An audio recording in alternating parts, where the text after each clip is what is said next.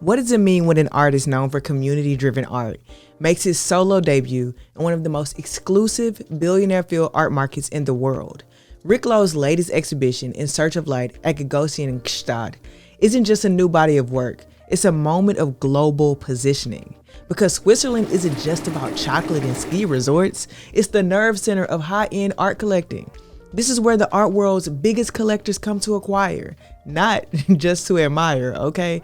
It's the country that hosts Art Basel, the world's most important art fair, one that started in Switzerland, where deals worth millions happen behind closed doors, where major museum acquisitions are decided over dinner, and where collectors buy with the long term in mind. So why is Rick Lowe here? What does this move signal for his career? And how does his work, deeply tied to community and urban storytelling, translate into this elite art space? Today we're going to get into that. We're going to talk about Lowe's latest exhibition and why this moment matters for both artists and collectors. What's up, glorifiers? For those of you who are new, I'm Mariah Elise, an art advisor and curator dedicated to making the art world more accessible to everyone through insights, conversations, and discovery. And this video is coming out on my birthday, so y'all drop a comment, tell me happy birthday. Anyway, guys, welcome to Dear Glory. Let's get into it. So, Rick Lowe's In Search of Light at Gagosian Gstaad is a stunning convergence of energy and of movement. This exhibition brings together a new series of paintings and works on papers, culminating works that feel like a city unfolding in front of you. The title, In Search of Light, speaks to both the formal and conceptual elements of Lowe's works. It's about contrast, illumination, and revealing unseen structures, whether those are physical spaces, cultural narratives, or systems of power and play. I want to talk about some key works and themes in this exhibition. First, let's talk about the Finding Form series. This series explores pattern and interruption, dense grids of colorful brushstrokes that are occasionally broken by these patches of white, almost like gaps in a woven fabric. These breaks are creating a rhythm, a sense of something maybe unfinished, evolving, or being revealed over a sense of time. Now, the Refuge Study series, Lowe is considering themes of shelter and movement, layering shapes in a way that suggests both security and transience. This is a particularly interesting thread in Lowe's work because it's tying back to his long history of community-based projects that center on displacement and urban development and the shifting landscapes of marginalized neighborhoods. Now, Inferno and Becoming, these paintings feel like fire and rebirth.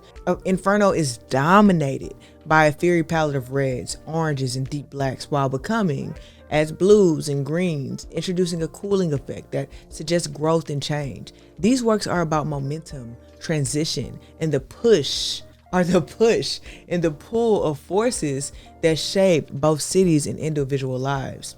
Even in pure abstraction, Lowe's work carries this weight of lived experience and of urban storytelling. You don't just see these paintings, you move through them, just like you would move through a city or a conversation or a neighborhood.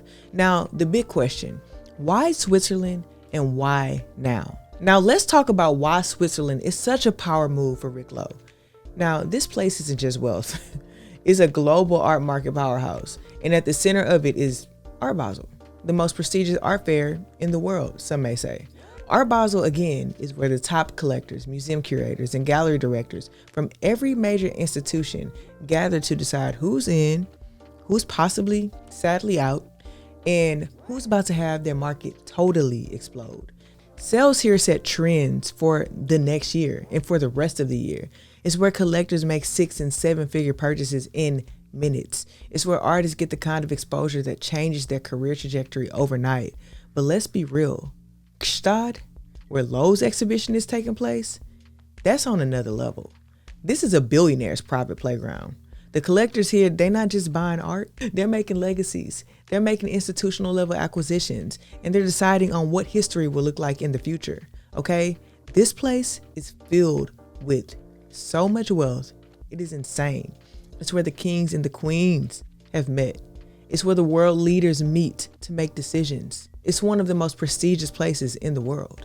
Now, I really want to get into something that I find particularly interesting and important when talking about an artist's work. I taught art to middle school students and high school students at one point in my life.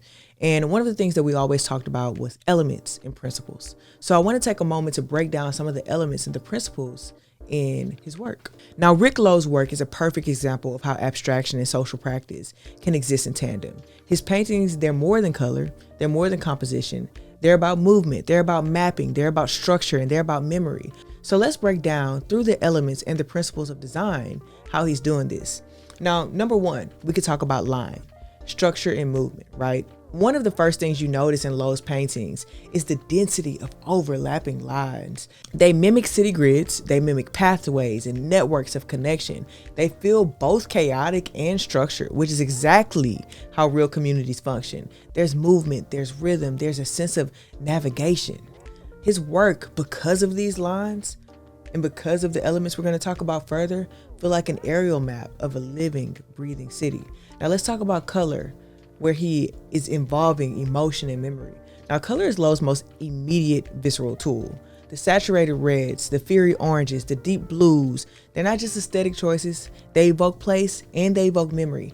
Now think about how color defines our emotional experience of a space, right? Lowe's paintings capture these feelings, these moments, and make them permanent. So let's go into texture and layering. Layering, one of the most important things you'll see in his work. Lowe's use of paper and collage adds texture and depth. These are not flat compositions. They're not. You have to see them in person. They have a built history, just like the communities that he has worked in. Now, the paper is layered, it's stacked, it's torn, it's rebuilt, it's echoing how neighborhoods evolve over time. This approach makes each work feel like a lived experience, something tangible rather than just visual. Now, pattern, repetition. We could talk about the domino effect here, because Rick Lowe relies heavily on the idea and the gameplay of dominoes. Now, dominoes are a recurring influence in his work, and it makes a lot of sense. A domino game is about strategy. It's about rhythm. It's about interaction. It's about how one move affects the next. And in his paintings, we see this exact principle at play. There's an almost mathematical quality to how forms repeat, intersect, and shift across his canvas, mimicking the structures of urban planning. Now, for artists thinking about how to build a strong exhibition, I break down the entire process in my workbook, planning the exhibition, to picking the venue, to coming up with a budget, to understanding how much money you actually need to have the exhibition that you're planning to have, to transactions and dropping off or shipping the artwork to collectors. It goes over literally everything. So if you're an artist and you're looking to create a solo show, or you're putting together a group show, whatever it is, and you want to do that without a hinge, you want to do it without messing up at all, check out my exhibition planning workbook in the description. And by the way, if you're a collector and you find yourself interested in any of the artwork I ever mentioned on this channel and would like to talk more about having their work in your collection, or just expanding your collection in general, or if you want me to do some research for you, please be sure to reach out and let's get the conversation started. You could email me or click the link in the description to schedule a call. Now, Rick Lowe and his social practice. Let's get into that. Now, Rick Lowe is a master. He's a master of social practice, okay? Of social practice art in general. The kind of work that extends beyond gallery walls and actively reshapes the world around him. His practice is not just about representation of himself. It's about participation. He's participating in everything that he's creating, right? He's about creating spaces where art and life intersect in real time, at the real moment. And he's become a master at it. One of his most well-known projects, Project Row Houses in Houston, transformed 22 shotgun-style houses into this thriving hub of art community and social engagement. I live in Houston. Trust me, it's one of the first places I visited when I wanted to intersect my life with art. And it started as an intervention in an undeserved neighborhood, and it became a model for how art can function as an urban revitalization tool. This wasn't about aesthetic at all. It was about economic empowerment, cultural preservation, and long-term impact. Some key social projects by Rick Lowe are, like I just mentioned, Project Row Houses, which was started in Houston in 1993, and it is still living and still alive, a 30-year experiment in using art to reshape a neighborhood.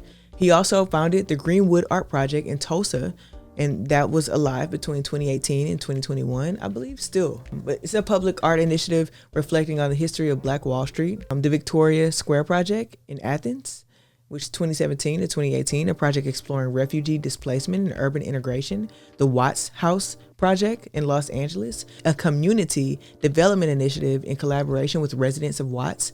Now, how does all of this connect back to the search of light?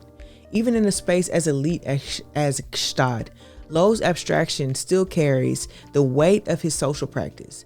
His compositions are layered, they're intersecting. They mirror the urban structures and the community interactions that define his larger projects. These paintings are functioning like maps of experience, a reflection of how people, places, and histories are divinely interconnected. Now, let's talk about his legacy and some of his accolades. In 2014, he was a MacArthur Fellow. He got the Genius Grant Award for his groundbreaking social practice work. In 2013, he was awarded the National Council on the Arts appointment, which was selected by who? Barack Obama. In 2001 to 2002, he was recognized for his urban and community transformation by Harvard. In 2010, he was honored for using art as a tool for social change by Creative Time Annenberg. Now, this exhibition, In Search of Light, isn't just another exhibition. It's another moment that places Lowe within the highest tier of the contemporary art market. His work is not just respected, it's collected at the institutional level, and now he's expanded that legacy into an even broader international space. Now, if you know anything about Gagosian, know that Gagosian has a large hand at this. Now, Rick Lowe has had an amazing career, but getting on the roster of Gagosian completely and truly transformed the trajectory of his career. And if you guys don't know anything about Gagosian, just look them up. They're one of, if not the biggest, art gallery in the entire world. And if you're on their roster, that's it. Where do you go from there? Anyway, before you go, make sure you're subscribed to the Glory Digest, which is my weekly newsletter where I dive deep into what's happening in the art world. In every issue, I share a Dear Artist, Dear Collector section with insights and advice for navigating the art world. I share some exhibition recommendations that I think is worth checking out. And I also share artists that I've really been falling in love with over the past week. But if you're into more market insight, I do also share my take on the current art market sentiment so you can stay ahead of trends. And I also include an approachable artwork that's priced under $5,000, okay? So make sure you guys are subscribed to the newsletter. I really love finding new ways to stay connected with you guys. And this is just another one. And before I forget, I also created something really special for us. I was truly inspired by all of you commenting, DMing me, wanting to engage in conversation. So I created the Glory Collective on Patreon because we need community. We really need community. We need a space where artists and collectors can access everything they need without gatekeeping. I'm talking about real practical guides on how to navigate the art world as an artist or as a collector. There are guides in there about everything. There are guides about understanding insurance. There are guides about how to write your mission statement, even as a collector, how to write an artist statement as an artist, everything. And I'll be dumping resources in there, a ton of resources in there every month.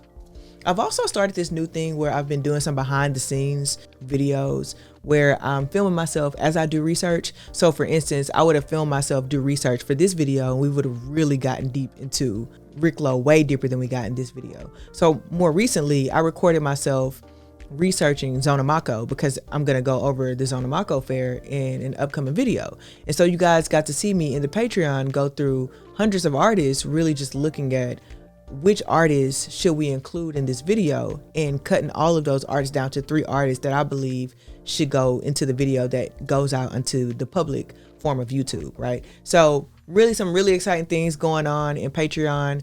If you want to be a part of that, check that out at the link in my description. Beyond all of that, I'm building a place for conversation, a place for debates, a place for us to talk about art and the art we're loving, and the art world at large. And if you're a premium member, if you're in the premium membership, you get a 45-minute consultation with me every single month. Now, right now we have 25 members. My first goal was actually 25. So let's, be excited for that. So my second goal is that we hit 50. Now, the reason I want to hit 50 is because that's when I'm going to start doing monthly live discussions on topics and subjects that you guys really want to talk about. We're going to be allowing each other to have some FaceTime and conversation and for you guys to ask questions in real time. Now, once we hit 100 members, we'll do this every single week. Okay, I'm really, really excited to get to 50, but I'm really excited to get to 100. On top of that, it's also a really huge support that's going to keep me being able to make this content here on YouTube.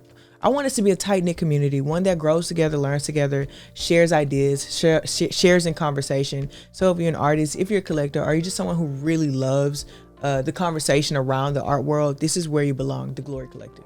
And I want you guys to remember, it does not matter what group you belong to. It doesn't matter if you're an artist or a collector or just someone here for the love of art. This channel is your home, and I hope it's your home. I hope that you're comfortable here. And I want to thank you guys for watching, Dear Glory. And don't forget to like, subscribe, and join me next time for more art world insights, conversations, and discovery. And I got some real cool discovery. I've added discovery to the mix because I have some super cool things coming up where we actually go into the world and we're discovering. I'm not just sitting at my desk and giving you guys all the research and all the things that I'm interested in and that I think you guys will be interested in.